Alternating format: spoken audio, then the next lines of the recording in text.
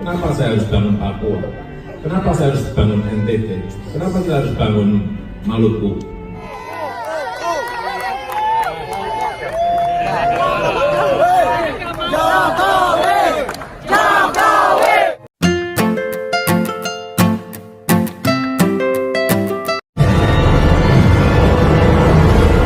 Razvi Studio.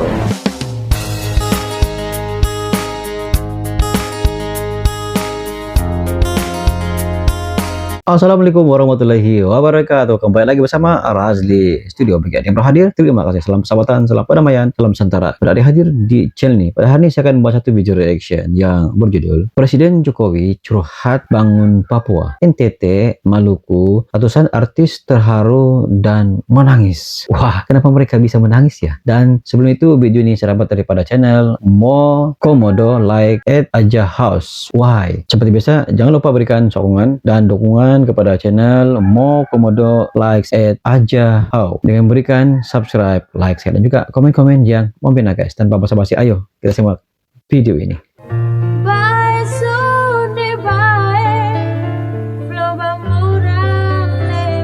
Siswa Hogo Channel disambut langsung oleh seluruh ratusan artis Indonesia. Negara ini negara besar. Untuk mencapai ke sebuah tujuan besar sesuai dengan konstitusi, negara yang adil, makmur, dan sejahtera, jangan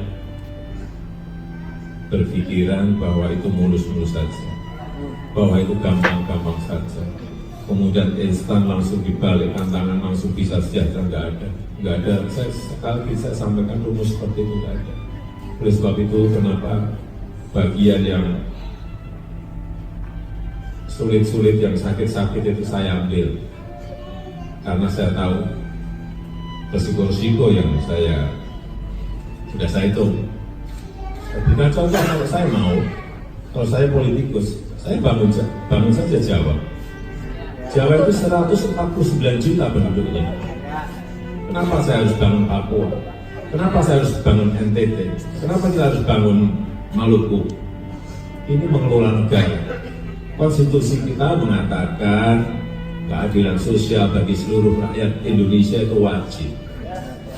Dan kita melihat entah itu yang namanya Gini rasio, entah itu yang namanya ketimpangan infrastruktur, ketimpangan kaya dan miskin, ketimpangan antar wilayah itu kelihatan. Saya ke Lampung itu kelihatan sekali. Saya pernah cerita mungkin di Kabupaten Duga, aspal 1 meter pun tidak ada. Di sini kita mereka sedih guys mendengar kata-kata Jokowi di sini. Yang main aspal. Sementara LRT, MRT, tapi negara ini negara besar, bukan hanya Jawa saja. Kalau saya politikus, terus-menerus tetap tanggung jawab. Tapi sekali lagi kita ini mengelola negara. Banyak dulu yang menyampaikan pada saya, Bapak sudah hitung resiko mau bangun di sana. Sudah. Dan resiko itu akan saya ambil sebagai tanggung jawab saya.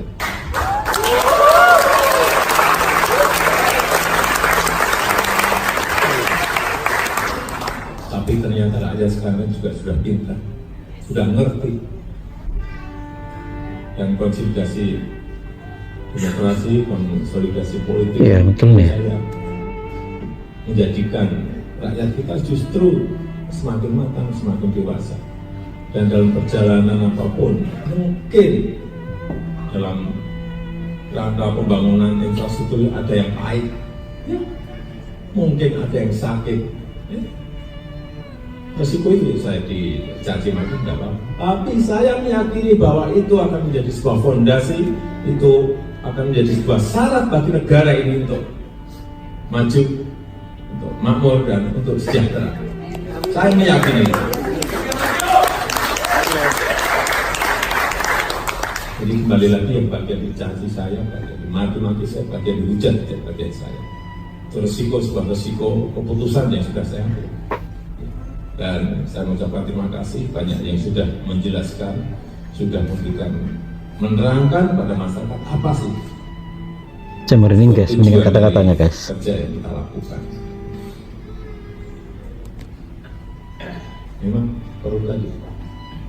Mungkin saya sudah berkali-kali mengatakan infrastruktur, pembangunan sumber daya manusia, reformasi struktural besar-besaran, kemudian inovasi dan teknologi pada tahapan menjadi sebuah negara maju. Kalau kita memiliki konsistensi, keberlanjutan pemimpin-pemimpin berikut saja, hitung-hitungan pensi, hitung-hitungan World Bank, hitung-hitungan Bappenas 2045 kita akan menjadi 4 besar ekonomi dunia.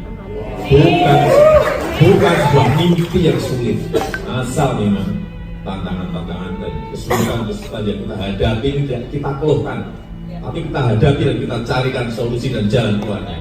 Bukan mengeluh, bukan mengeluh. Itu yang ingin saya ajak rakyat masyarakat. Apapun tantangannya, jangan mengeluh. Rasa itu nanti saya marah-marah.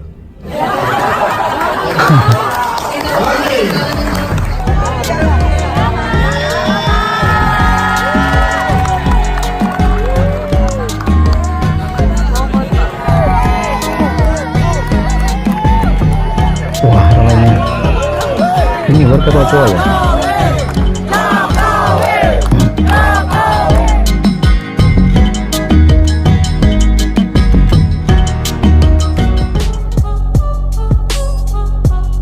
Luar biasa guys. Demikianlah video daripada channel Mo Komodo Likes at Ajahau. Persoalan dia yang Jokowi timbulkan dalam video ini. Katanya, kenapa saya harus bangun Papua? Kenapa saya harus bangun NTT? Kenapa saya harus bangun Maluku? Itu antara persoalan yang Jokowi coba timbulkan dalam video ini. Sedangkan kata Jokowi, kenapa dia pergi jauh-jauh? Kan Pulau Jawa saja sudah memiliki 147 juta jiwa. Kalau itu dibangunkan, lagi ramai penduduk yang berada di sekitar Kepulauan Jawa. Dan Jokowi berbicara, kenapa dia harus bangun keseluruhan Indonesia. Kalau kita melihat apa yang Jokowi rancang pada ketika ini, dia mau menjadikan Indonesia merupakan kuasa keempat ekonomi terbesar di dunia pada tahun 2045. Semua usaha itu tidak akan berhasil sekiranya Indonesia tidak membuat pembangunan secara keseluruhan. Pandangan seorang pemimpin mesti menyeluruh dan berjiwa rakyat. Pemimpin tidak hanya melihat di sekitar tempat tinggalnya, di sekitar kediamannya, di sekitar tempat pengurusan pejabatnya. Tapi seorang pemerintah, seorang pemimpin mesti melihat secara keseluruhan. Sebab Indonesia bukan terletak di Kepulauan Jawa. Indonesia bukan terletak di Jakarta. Tapi Indonesia terletak di seluruh kepulauan yang ada di Indonesia. Dan ini harus diambil tanggung jawab oleh seorang pemimpin, memastikan perkembangan ekonomi, kemajuan dari segi infrastruktur, kemudahan asas harus dibangun secara menyeluruh. Dan ini menjadi tanggung jawab seorang pemimpin. Lihat dalam video ini bahwa Erick Thohir juga bersama dengan Presiden Jokowi. Erick Thohir, saya lihat dia seolah-olah menangis apa yang Jokowi coba lontarkan guys. Pak Jokowi dia bermain dengan perasaannya, bahwa dia bersungguh-sungguh ingin melihat Indonesia maju. Dia betul-betul bersungguh melihat bahwa bukan hanya Jakarta itu maju, tapi Papua jangan dipinggirkan. Jokowi sangat berbesar hati melihat perkembangan di seluruh Indonesia guys. Dia bukan hanya melihat perkembangan di kota Jakarta, di Kepulauan Jawa, di Sumatera, di Sulawesi, tapi Maluku juga disebutnya guys, Papua juga disebutnya guys. Dan dia kata dia harus bangun NTT. Atas perkara itu, seorang pemimpin yang hebat mesti dapat menyelami dan juga dapat memahami apa yang warga inginkan. Itu antaranya. Dan terlihat kepemimpinan Jokowi sangat luar biasa. Dia mampu menyelami perasaan warga, walaupun ada di kalangan warga yang tidak berpuas hati dengan apa yang Jokowi lakukan. Katanya dia dicaci maki, dia mendapat tantangan-tantangan dari beberapa pihak. Namun dia jadikan itu sebagai satu cabarannya, satu pendorong dia untuk terus membangun Indonesia dalam pelbagai situasi, pelbagai sudut, pelbagai aspek. Namun dia coba untuk membuat bangunan secara menyeluruh guys. Apakah Anda setuju sekiranya saya mengatakan bahwa kemajuan yang Indonesia miliki pada ketika ini karena impian seorang pemimpin untuk memastikan warganya hidup dalam keadaan pemerintahan yang aman dan damai serta serba cukup dalam berbagai aspek, guys. Itu impian seorang pemimpin yang betul-betul berjiwa rakyat. Itu sedikit sebanyak pandangan daripada Raja Studio. Sekiranya Anda mempunyai pandangan tentang video ini,